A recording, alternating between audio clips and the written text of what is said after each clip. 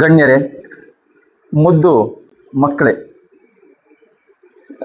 ಈಗ ನೋಡ್ಬೇಕಂತ ಹೇಳಿದ್ರೆ ವೇದಿಕೆನೇ ಎಲ್ಲೋ ಒಂದ್ ಕಡೆ ವಿಶಿಷ್ಟವಾಗಿದೆ ಅಂತ ಕಾಣಿಸುತ್ತೆ. ಯಾಕೆ ಅಂತ ಹೇಳಿದ್ರೆ ಒಂದು ವಿಶ್ವ ಪರಿಸರ ದಿನಾಚರಣೆ ಅಂದ್ರೆ ಸಮಾಜಕ್ಕೆ ಉಪಯೋಗವಾಗುವಂತ ಕಾರ್ಯಕ್ರಮವನ್ನು ಮಾಡುವಂತ ಸಂದರ್ಭದಲ್ಲಿ ಅರಣ್ಯ ಇಲಾಖೆಯವರಿದ್ದಾರೆ, ಕಾನೂನಿಗೆ ಸಂಬಂಧಪಟ್ಟವರಿದ್ದಾರೆ, ಗುರುಗಳಿದ್ದಾರೆ, ಶಿಕ್ಷಣ ಇಲಾಖೆಗೆ ಸಂಬಂಧಪಟ್ಟವರು ಇದ್ದಾರೆ, ರೈತರನ್ನೂ ಕೂಡ ಕರೆಸಿದ್ದಾರೆ.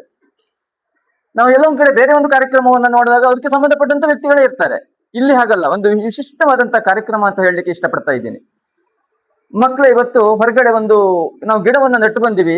ಪರಿಸರಕ್ಕೂ ಹಾಗೂ ಮಕ್ಕಳಿಗೂ ಎಲ್ಲೋ ಒಂದ್ ಕಡೆ ಒಂದು ಅನ್ಯೋನ್ಯ ಸಂಬಂಧ ಇದೆ. ಯಾಕೆ ಅಂತ ಹೇಳಿದ್ರೆ ಮಕ್ಕಳು ತಾಯಿಯ ಗರ್ಭಾವಸ್ಥೆಯಿಂದ ಹಿಡಿದು ಬೆಳೀತಾ ಬೆಳೀತಾ ಅವರು ಈ ದೇಶದಲ್ಲಿ ಒಂದು ಫಲ ಕೊಡುವಂತ ವ್ಯಕ್ತಿ ಆಗ್ತಾರೆ. ಆಕ್ಚುಲಿ ನೀವು ಇವತ್ತು ಎಜುಕೇಶನ್, ಪ್ರಾಥಮಿಕ ಶಿಕ್ಷಣ, ಪ್ರೌಢ ಶಿಕ್ಷಣ, ಉನ್ನತ ಒಂದು ಹಂತವನ್ನು ಮಾಡಿದಾಗಿ ಏನೋ ಒಂದ್ ಕಡೆ ಒಂದು ಉನ್ನತ ಹುದ್ದೆಗೆ ಹೋಗಿ ನೀವು ಅಂದ್ರೆ ದೇಶಕ್ಕೆ ಸೇವೆ ಸಲ್ಲಿಸುವಂತ ವ್ಯಕ್ತಿಗಳಾಗ್ತೀರಿ. ಅಲ್ಲಿ ನೋಡಿ ಒಂದು ಗಿಡವನ್ನ ನಾವು ನಟ್ಟು ಬಂದಿದ್ದೀವಿ, ಅದು ಎಲ್ಲೋ ಒಂದ್ ಕಡೆ ಒಂದು ಬೀಜ ಮೊಳಕೆ ಹೊಡೆದಿದ್ದು ಅದು ನೋಡಿ ಬೆಳೀತಾ ಬೆಳೀತಾ ಬೆಳೀತಾ ಹೋಗಿ ಹಣ್ಣನ್ನು ಕೊಡಬಹುದು.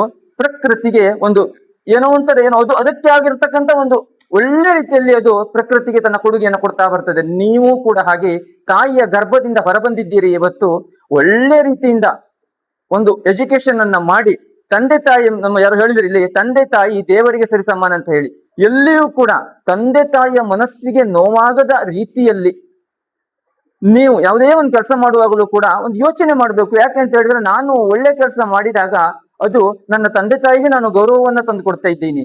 ಎಲ್ಲೋ ಒಂದ್ ಕಡೆ ಕೆಟ್ಟ ಕೆಲಸ ಅಕಸ್ಮಾತ್ ಆದ್ರೆ ಪರವಾಗಿಲ್ಲ, ತಪ್ಪೊಪ್ಪಿಕೊಳ್ಳಿ, ಗೊತ್ತಿದ್ದು ಕೂಡ ಕೆಟ್ಟದನ್ನ ಮಾಡ್ಬೇಕು. ಯಾಕೆ ಅಂತ ಹೇಳಿದ್ರೆ ಜನ್ಮ ಕೊಟ್ಟಂತ ತಂದೆ ತಾಯಿಗೆ ನಾವು ಎಲ್ಲೋ ಒಂದ್ ಕಡೆ ನೋವನ್ನ ಉಂಟು ಮಾಡ್ತಾ ಇದ್ದೀವಿ. ಗುರುಗಳಿದ್ದಾರೆ, ಗುರುಗಳಿಗೆ ನಮಗೆ ವಿದ್ಯಾಭ್ಯಾಸ ಕೊಟ್ಟಂತ ಗುರುಗಳಿಗೆ ನನ್ನಿಂದ ನೋವಾಗ್ತದೆ. ಯಾಕೆ ಅಂತ ಹೇಳಿದ್ರೆ ಈ ಗುರುಗಳು ಹೇಳಿದ್ರು, ತನ್ನ ವಿದ್ಯಾರ್ಥಿಯ ಬಗ್ಗೆ ಹೊಗಳಿದ್ರು. ನೀವು ನೋಡಿದ್ರಿ ಅಲ್ಲ, ಈಗ ಎಷ್ಟೊಂದು ಹೊಗಳಿದ್ರು ನೋಡಿ. ಯಾಕೆ ಅಂದ್ರೆ ಅವರ ಬಗ್ಗೆ ಒಳ್ಳೆ ಹೆಮ್ಮೆ ಇದೆ ಅವರು ಮಾಡುವಂತ ಕೆಲಸಕ್ಕೆ. ಒಂದು ವೇಳೆ ಅವರು ಏನಾದ್ರು ಕೆಟ್ಟ ಕೆಲಸ ಮಾಡಿದ್ದಿದ್ರೆ ಅವ್ರು ಎಲ್ಲೋ ಒಂದ್ ಕಡೆ ಯೋಚನೆ ಮಾಡ್ತಿದ್ರು, ನಾನಲ್ಲಿ ಹೋದ್ರೆ ನನ್ಗೆಲ್ಲೋ ಒಂದ್ ಕಡೆ ಅವಮಾನ ಆಗುತ್ತೇನೋ ಎನ್ನುವಂತ, ನನ್ನ ವಿದ್ಯಾರ್ಥಿ ಈ ರೀತಿ ಮಾಡಿದ್ನಲ್ಲ ಅಂತೇಳಿ.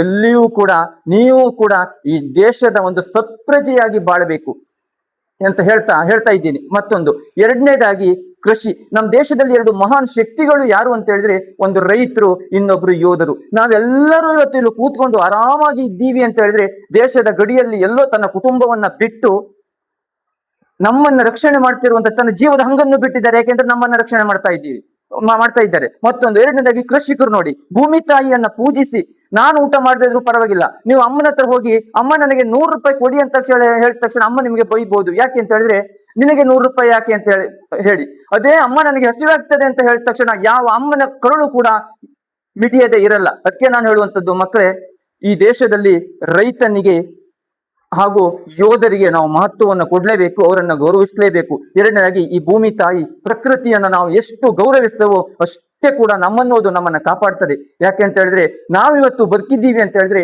ಪ್ರಕೃತಿ ಎನ್ನುವುದಕ್ಕೆ ಎಲ್ಲಿಯೂ ಕೂಡ ಸಂಶಯ ಇಲ್ಲ. ಮುಂದಿನ ದಿನಗಳಲ್ಲಿ ನಾವೆಲ್ಲರೂ ಕೂಡ ಒಂದು ಒಳ್ಳೆಯ ಕಾರ್ಯಕ್ರಮವನ್ನ ನಮ್ಮ ಪ್ರವೀಣ್ ಹೆಬ್ಗೋಳಿ ಅವರು, ನಿಜವಾಗಿಯೂ ಅವರು ನಾನು ಆತ್ಮೀಯರು, ನನಗೆ ಪುರ್ಸೋತಿಲ್ಲ ಅಂತ ಹೇಳಿದ್ರು ಕೂಡ ನನ್ನನ್ನು ಇವತ್ತು ಹೇಳ್ಕೊಂಡು ಬಂದಿದ್ದಾರೆ. ಆಕ್ಚುಲಿ ನನ್ನ ಮಗಳನ್ನು 9 ಗಂಟೆಗೆ ನಾನು ಅಂಗನವಾಡಿಗೆ ಬಿಡಬೇಕಿತ್ತು, ಆದ್ರೂ ಕೂಡ ನಾನು 9:10 ಇಲ್ಲಿದ್ದೆ. ಯಾಕೆ ಅಂತ ಹೇಳಿದ್ರೆ ನನ್ನ ಮಗಳನ್ನ ನಾನು ಬೇರೆ ಒಂದು ವ್ಯವಸ್ಥೆ ಮಾಡಿ ನಾನು ಬಂದೆ. ಆದ್ರೂ ಕೂಡ ಅವರಿಗೋಸ್ಕರ ಇವತ್ತು ಬಂದಿದ್ದೇನೆ. ಯಾಕೆ ಅಂತ ಹೇಳಿದ್ರೆ ಒಂದು ಒಳ್ಳೆಯ ಕಾರ್ಯಕ್ರಮ ಆಗಿರುವಾಗ ನಾನು ಎಲ್ಲಿಯೂ ಕೂಡ ನಿಮ್ಮ ಜೊತೆಲಿ ಕೈ ಜೋಡಿಸ್ತೀನಿ ಅಂತ ಹೇಳ್ತಾ ನನ್ನ ಮಾತನ್ನ ಮುಗಿಸ್ತಾ ಇದ್ದೀನಿ. ಜೈ ಹಿಂದ್, ಜೈ ಕರ್ನಾಟಕ.